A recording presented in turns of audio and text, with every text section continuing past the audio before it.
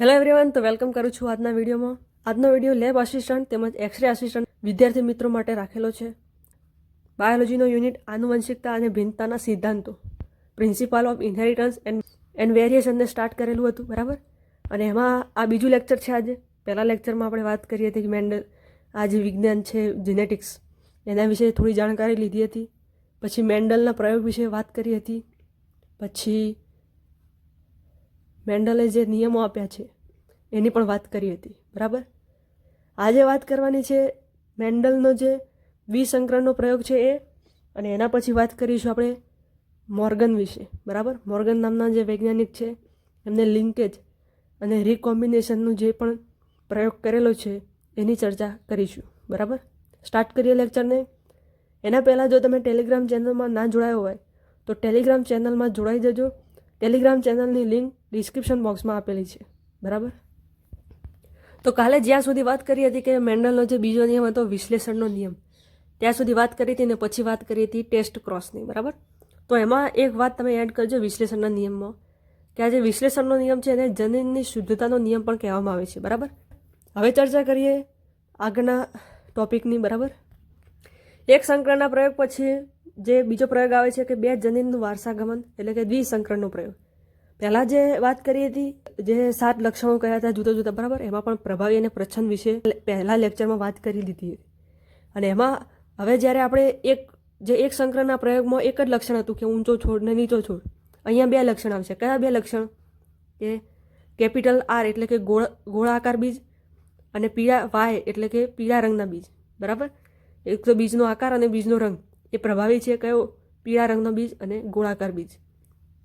અને એમાં પણ પ્રચ્છન્ન લક્ષણ ખરબચડા બીજ અને લીલા રંગના બીજ એ પ્રચ્છન્ન લક્ષણ છે. તો આમ 2 લક્ષણ જોવાના છે આ પ્રયોગમાં, એક આકારનું અને એક રંગનું. કોના લક્ષણ છે? આ બીજના લક્ષણ છે, બરાબર. વટાણા ઉપર પ્રયોગ થાય છે આ, બરાબર. તો અહીંયા પણ જેમ કરાવ્યું હતું એમ કે પહેલાં પેરેન્ટ આવે કે એમાં કેપિટલ આર કેપિટલ વાય એટલે કે બંને પ્રભાવી લક્ષણવાળું અને બંને પ્રચ્છન્ન લક્ષણ. એમાં એમના દ્વારા જે જન્યુ બનશે એ આ પ્રકારે બનશે. એમનું ફલન કરવામાં આવશે ત્યારે પહેલી પેઢી જે આવશે એમાં capital R, capital Y, small y. એટલે કે આમાં પણ પ્રભાવી લક્ષણ જ દેખાશે આપણને. એટલે કે જે બીજ આવશે એ ગોળ અને પીળા રંગના દેખાશે. હવે જ્યારે આ જે છે capital R, capital Y, small y, આનું સ્વફલન કરવામાં આવે ત્યારે જે સંતતિ બનશે એ F2 પેઢી બનશે. એના પહેલાં વાત કરીએ કે જે capital R, capital Y, small y, આના જન્યુઓ કેટલા બનશે? તો 4 પ્રકારના જન્યુઓ બનશે. Capital R, capital Y, capital R, small r, capital Y અને સ્મોલ આર, સ્મોલ વાય, બરાબર. આ 4 જન્યુઓ બનશે. અને આ 4 જન્યુઓના આપણે સ્વફલન કરાવીશું એટલે પેલું જે પ્યુનેટ સ્ક્વેર બનાવતા હતા એ બનાવી દેવાનું, બરાબર. અને એનો આખો ચાર્ટ પણ આપણી NCERTમાં આપેલો છે, એ પણ તમે જોઈ શકો છો. અને એના આધારે જે ફિનોટાઈપ આવે છે એ યાદ રાખવાનું છે કે 9:3:3:1. આ એક્ઝેક્ટ આ પ્રમાણે જ છે, બરાબર. જન્યુ પ્રમાણે જ મેં આ રિઝલ્ટ લખેલા છે. અને જે જીનોટાઈપ એટલે કે જનીનનું પ્રમાણ આવે એ આ પ્રમાણે જોવા મળે છે 1:2:1, 2:4:2, 1:2:1, બરાબર. આખું. હવે આટલું યાદ કેવી રીતે રાખવાનું? તો સિમ્પલ જ છે. આપણે જે એક સંકરણનો પ્રયોગ જોયો હતો એમાં એક લક્ષણ હતું. અહીંયા દ્વિસંકરણનો પ્રયોગ છે એટલે 2 લક્ષણ છે. તો જે પણ રિઝલ્ટ આવ્યા છે પહેલા સંકરણનો જે પ્રયોગ હતો એક સંકરણનો, એમાં ફિનોટાઈપ શું આવ્યો હતો? 3:1 આવ્યો હતો, બરાબર. જો યાદ હોય તો એનો સ્ક્વેર કરી નાખવાનો કે 3:1 ગુણ્યા 3:1, બરાબર. તો આ આખું પહેલાં 3 વડે ગુણવાનું અને આ આખું ફરીથી એક સાથે ગુણવાનું, તો આ જવાબ આવશે 9:3:3:1, બરાબર. જીનોટાઈપ આપણને મળ્યો હતો 1:2:1, આવો મળ્યો હતો, બરાબર. એક સંકરણના પ્રયોગની વાત કરું છું. એનો પણ સ્ક્વેર કરી નાખવાનો કે 1:2:1 ગુણ્યા 1:2:1, બરાબર.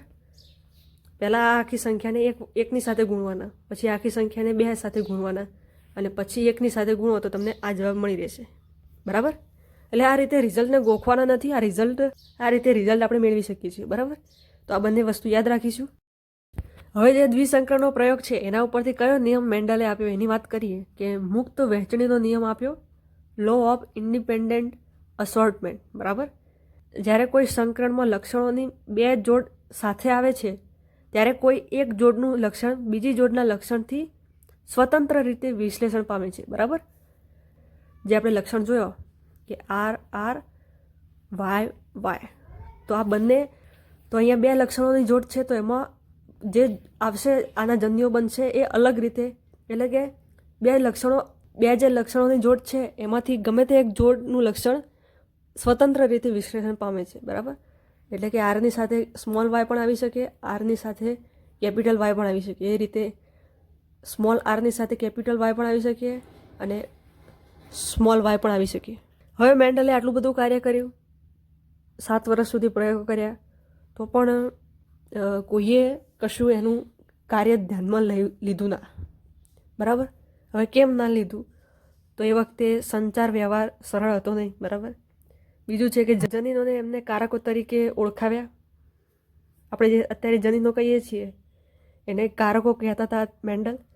એને એ સમકાલીનને સ્વીકાર્ય નહોતું. જે મેન્ડલની સાથે એ વખતે હતા વૈજ્ઞાનિકો, એમને ખબર જ નથી, કારણ કે જે મેન્ડલનું આ કાર્ય છે એ, એટલે કે સમયની પણ આગળનું કામ હતું, એ વખતના સમય કરતાં આગળનું કામ કહેવાતું હતું. જેમ આપણે અત્યારે કોઈને કહીએ 100 વર્ષ પહેલાંના વ્યક્તિને કે આવું બધું અત્યારની ટેકનોલોજી વિશેની વાત કરીએ, ફ્રીજ વિશે અથવા ટીવી વિશે, તો એને અચરજ લાગે, એ રીતનું હતું.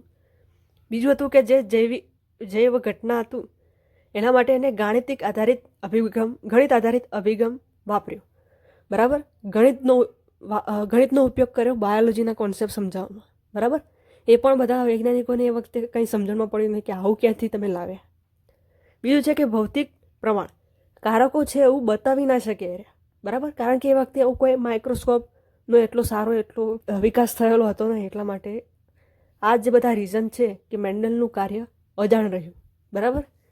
પછી મેન્ડલના કાર્યને ફરીથી સંશોધિત કરીને ફરીથી લાવ્યા એવા 3 વૈજ્ઞાનિકો છે. 1900માં 3 વૈજ્ઞાનિકો, ડવરીઝ, કોરેન્સ અને શેરમાર્ક, આ 3 વૈજ્ઞાનિકોએ મેન્ડલના પરિણામોને પુનઃ સંશોધન કર્યું, બરાબર. અને પછી બધાને ખબર પડી કે મેન્ડલ તો આવું કામ કરીને ગયા છે, બરાબર. એના પછી 1902માં વાલ્ટર સટન અને થિયોડર બોવેરી એમને આનુવંશિકતાનો રંગસૂત્રીયવાદ, એટલે કે ક્રોમોઝોમલ થિયરી આપી, બરાબર. આ બંને ક્વેશ્ચન આવી શકે છે, ધ્યાનમાં રાખવા. હવે નવી વાત કરીએ. પહેલું છે બહુજનીનિક વારસો, પોલીજેનિક ઇન્હેરિટન્સ. બહુજનીનિક વારસો, જેમાં એક લક્ષણ માટે બહુ બધા જનીન જવાબદાર હોય, બહુજનીનિક વારસો એને કહેવાય, બરાબર. એક લક્ષણ એ 3 અથવા એનાથી વધારે જનીન દ્વારા નિયંત્રિત થતું હોય એને બહુજનીનિક વારસો કહેવાય. એમાં પર્યાવરણનો પણ પ્રભાવ ધ્યાનમાં લઈ શકાય છે, અને એનો 2 એક્ઝામ્પલ છે કે મનુષ્યની ત્વચાનો રંગ અને મનુષ્યની ઊંચાઈ, બરાબર. મનુષ્યની ત્વચાના રંગ માટે ABC એમ 3 પ્રકારના જનીન જવાબદાર છે. આ ABC કેપિટલમાં જે લખ્યા છે એ પ્રભાવી છે, અને સ્મોલ ABC લખું તો એ પ્રચ્છન્ન જનીન છે, બરાબર. જે મનુષ્યની અંદર કેપિટલ ABC અને એ પણ 1 કરતાં વધારે પ્રમાણમાં આવેલા હશે તો એમની ત્વચાનો રંગ ઘેરો હશે. જ્યારે સ્મોલ ABC હશે પ્રચ્છન્ન જનીન, તો એમની ત્વચાનો રંગ લાઇટ હશે, બરાબર. અને મનુષ્યની ઊંચાઈ પણ એવું જ છે. એવું નથી કે આપણામાં કોઈ એક વધારે ઊંચું ને કોઈ એક સાવ નીચું, એની વચ્ચે પણ હાઇટ જોવા મળે છે, બરાબર.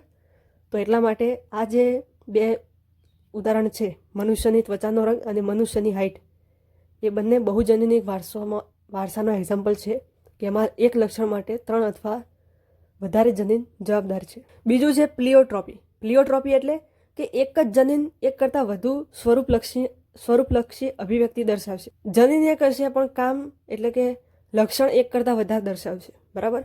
એવું છે કે એમાં 2 એક્ઝામ્પલ છે. પહેલું છે કે સ્ટાર્ચ સંશ્લેષણ કરતું જનીન જે વટાણામાં આવેલું હોય, એ વટાણાના દાણાનો શેપ અને સાઇઝ એ બંને નક્કી કરે છે. એટલે એક જ જનીન છે પરંતુ 2 વસ્તુઓને કંટ્રોલ કરે છે, બરાબર. અને બીજું છે ફિનાઇલ કીટોન્યુરિયા. આ એક પ્રકારની જનીનિક ખામી છે. આની વાત આપણે નેક્સ્ટ હજુ કરીશું, બરાબર. જે જનીનિક ખામીઓ અથવા જેનેટિક ડિસઓર્ડરની વાત કરીશું આ ચેપ્ટરમાં, એમાં આની વાત આવશે, બરાબર. હવે વાત કરીએ આ જે આખું પ્રકરણ છે એનો એક બીજો ટોપિક, લિંકેજ એન્ડ રિકોમ્બિનેશન, સહલગ્નતા અને પુનઃસંયોજન. કોને આપ્યું છે આ? કોને આના ઉપર પ્રયોગ કરેલા છે? તો થોમસ હન્ટ મોર્ગન નામના વૈજ્ઞાનિકે. ખાસ યાદ રાખવાનું, એક્સપેરિમેન્ટલ જીનેટિક્સના પિતા કહેવામાં આવે છે એમને, બરાબર. ફ્લાયમેન પણ કહેવામાં આવે છે. ફ્લાયમેન કેમ કહેવામાં આવ્યા? કારણ કે આમને ફળમાખી ડ્રોસોફિલા મેલેનોગેસ્ટર આ આખું એનું નામ છે. આમ તો એને ડ્રોસોફિલા કહીએ છીએ આપણે, પરંતુ આખું નામ એનું ડ્રોસોફિલા મેલેનોગેસ્ટર છે. આ ફળમાખી ઉપર અમને પ્રયોગ કર્યા છે. હવે આ ફળમાખી કેમ લીધી પ્રયોગ કરવા માટે? તો એમનું આ જે ફળમાખી છે એનું જીવનચક્ર 2 અઠવાડિયામાં પૂરું થઈ જાય, ઘણી બધી સંતતિ ઉત્પન્ન કરે છે અને આમાં સ્પષ્ટ લિંગભેદ જોવા મળે છે. આનું ડાયાગ્રામ પણ આપેલો છે એનસીઈઆરટીમાં, તમે જોઈ શકો છો. બરાબર. હવે આ જે સંલગ્નતા અને પુનઃસંયોજન આ ખૂબ જ કોમ્પ્લિકેટેડ ટોપિક માનવામાં આવે છે આ ચેપ્ટરનો, પરંતુ હું સાદી રીતે તમને સમજાવીશ, સમજણ પડી જાય એવી ભાષામાં. બરાબર. એટલે કે વાસ્તવિકતાનો કોઈ લેવા દેવા નથી, ખાલી સમજવા માટે આ વસ્તુ જણાવવામાં આવે છે તમને. બરાબર. તો સંલગ્નતા ચલે છે 1 પુનઃસંયોજન. હવે તમે આ શબ્દ જુઓ, સંલગ્નતા, અને લિંકેજ કહેવાય ઇંગ્લિશમાં, પુનઃસંયોજનને રિકોમ્બિનેશન કહેવાય. બરાબર. સંલગ્નતા નામમાં શું આવે છે સમજવા માટે કહું છું. લગ્નતા એટલે કે જેના લગ્નવાળી વાત ચાલતી હોય એનું પુનઃસંયોજન, એટલે કે બીજા તરફ ધ્યાન જવું ઓછું હોય. બરાબર. અને જેની વાત ના થઈ હોય એનું પુનઃસંયોજન વધારે હોય. ખબર પડી ગઈ? આ સિમ્પલ લેંગ્વેજમાં આપણે સમજીએ તો આનું વાસ્તવિકતાથી કોઈ લેવા દેવા નથી. તો મોર્ગન છે એને પ્રયોગ કર્યા ડ્રોસોફિલા ઉપર. કયા લક્ષણો લીધા? લક્ષણોની વાત કરીએ પહેલાં. શરીરનો રંગ લીધો, એમાં બદામી છે એ પ્રભાવી છે, Y+ દ્વારા દર્શાવવામાં આવે. પીળો એ પ્રચ્છન્ન છે. બરાબર. આંખનો રંગ લીધો, લાલ એ પ્રભાવી છે, W+, અને સફેદ એ પ્રચ્છન્ન છે. પાંખનું કદ મોટું હોય તો એ પ્રભાવી લક્ષણ છે, M+ વડે દર્શાવાય. નાનું અથવા લઘુ તો એને M વડે દર્શાવાય. આ એક પ્રચ્છન્ન લક્ષણ છે. બરાબર. આવી રીતે 2 ટાઈપની ફળમાખી લીધી અને એમનું ફલન કરવામાં આવ્યું ત્યારે શું જોવા મળ્યું?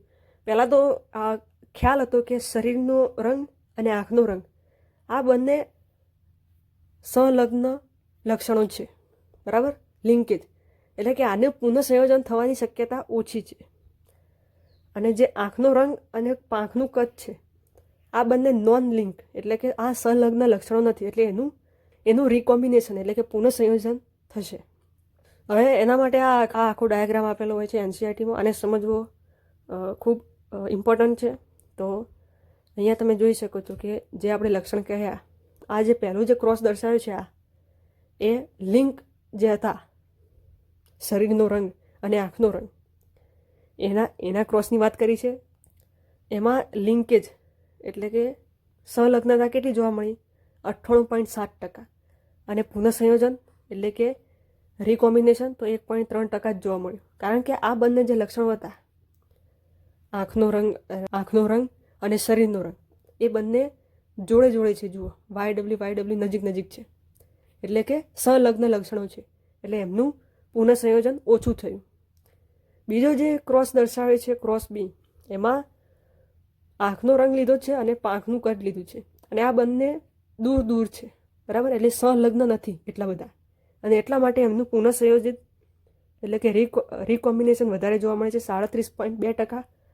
અને જે સંલગ્નતા છે લિંકેજ એ 62.8% જોવા મળે છે. બરાબર. આ સમજવાનું છે આ આખા ડાયાગ્રામમાં. બરાબર. તો જે સિમ્પલ લેંગ્વેજમાં મેં સમજાવ્યું એમાં તમને ખ્યાલ આવ્યો હશે. બરાબર. અને આના ઉપરથી આપણે નક્કી કરી શકીએ, એક જે સ્ટુડન્ટ છે મોર્ગનનો, એને એવું નક્કી કર્યું કે જો પુનઃસંયોજિતનો રેશિયો ઓછો હોય તો એ 2 લક્ષણો નજીક આવેલા છે, અને પુનઃસંયોજન વધારે છે તો એ જનીન દૂર આવેલું છે. બરાબર. કે ABC 3 પ્રકારના જનીન છે, અને AB વચ્ચે જો ક્રોસ થાય છે તો એમાં પુનઃસંયોજિત એટલે રિકોમ્બિનેશનનો રેશિયો ઓછો આવે છે, અને B અને C વચ્ચે જ્યારે ક્રોસ કરવામાં આવે ત્યારે પુનઃસંયોજિત એટલે કે રિકોમ્બિનેશનનો રેશિયો વધારે આવે છે. એટલે કે A અને B એ નજીક આવેલા છે અને C દૂર હશે. બરાબર. તો એ રીતે આપણે જનીનના નકશા, એ રીતે જે મોર્ગનનો વિદ્યાર્થી છે આલ્ફ્રેડ સર્ટિવેન્ટ, એને પુનઃસંયોજિત આવૃત્તિના આધારે જનીન વચ્ચેનું અંતર નક્કી કર્યું અને એના ઉપરથી જીનેટિક મેપ એટલે જનીનિક નકશા બનાવ્યા. બરાબર. આ પણ પ્રશ્ન આવી શકે છે. પુનઃસંયોજન અને સંલગ્નતા વિશે તો ખ્યાલ આવી જશે. બરાબર. હવે વાત કરીએ લિંગ નિશ્ચયન. આમાં એવું હોય છે કે એક જે વૈજ્ઞાનિક છે હેન્કિંગ, એ કીટકો ઉપર પ્રયોગ કરતા હોય છે. જે ફિમેલ હોય છે એની અંદર XX રંગસૂત્ર આવેલું હોય છે, જ્યારે મેલની અંદર એકલું X જ આવેલું હોય છે, અને એકનો લોપ એટલે XO. બરાબર. એટલે એમને એના ઉપરથી કહ્યું કે આના ઉપરથી લિંગ નિશ્ચયન થઈ શકે છે, બરાબર, કે નર છે કે માદા એ આપણે જાણી શકીએ છીએ. અને એ જે રંગસૂત્રના આધારે એમને જાણ્યું હતું એને એક્સ કાય, એક્સ બોડી એવું નામ આપ્યું હતું, બરાબર.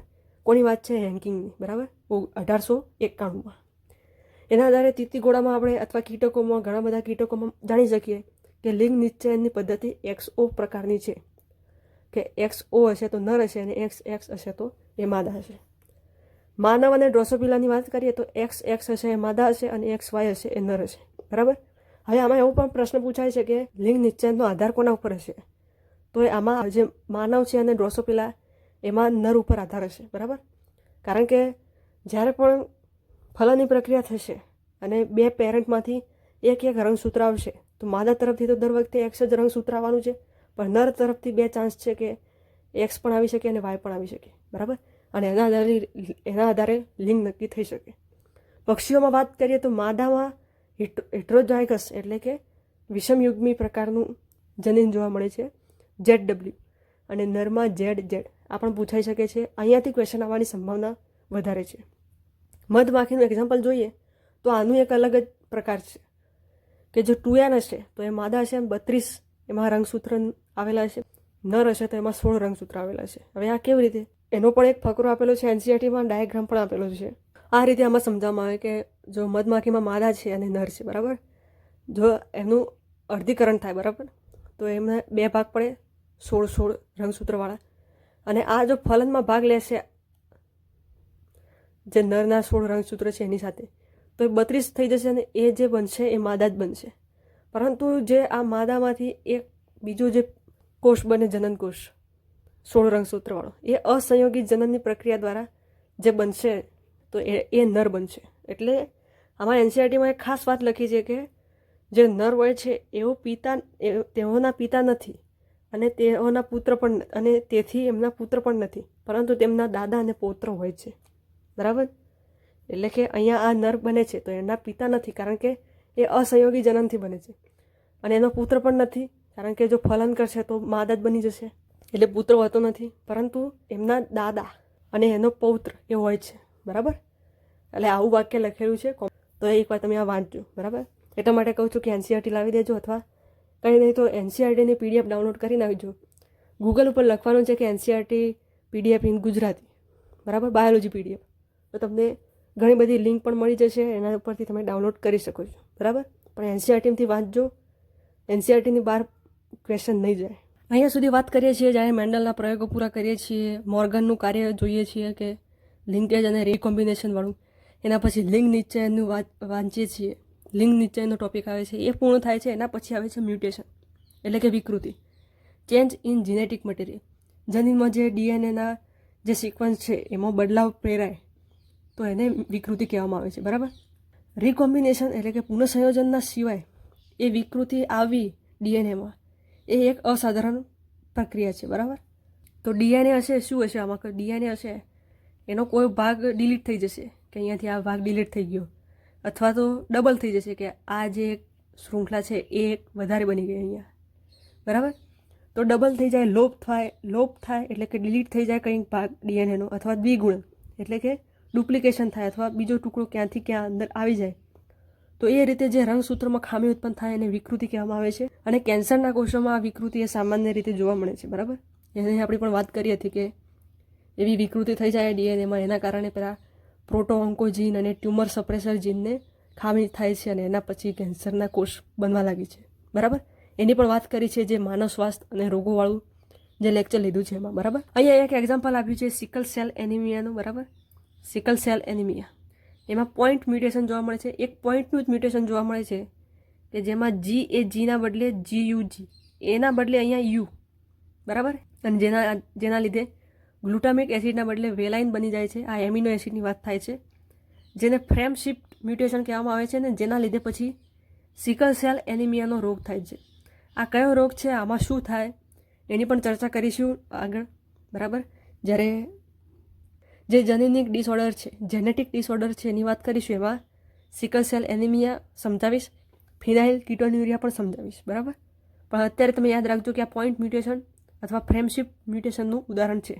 હવે આવું જે થાય છે જનીનિક અનિયમિતતા, એને કોઈક વાર આપણે પ્રેડિક્ટ પણ કરી શકીએ છીએ કે એનો એક ચાર્ટ બનાવીએ, જેમ કુંડળી બનાવીએ એમ એવી રીતે અહીંયા પણ પેડિગ્રી એનાલિસિસ વંશવળી પૃથ્થકરણ કરવામાં આવે છે વૈજ્ઞાનિક રીતે, બરાબર. એવું પૂછવામાં આવે કે અહીંયા તમારા દાદાના કેટલા છોકરા છોકરી હતા, પછી એમના મેરેજ થયા, એમનો આખો ચાર્ટ બનાવવાનો આવે અને એમાં ઉપરથી આપણે નક્કી કરીએ કે હવે આ જે રોગ છે એની થવાની શક્યતા કેટલી છે અથવા કેટલી નથી, બરાબર.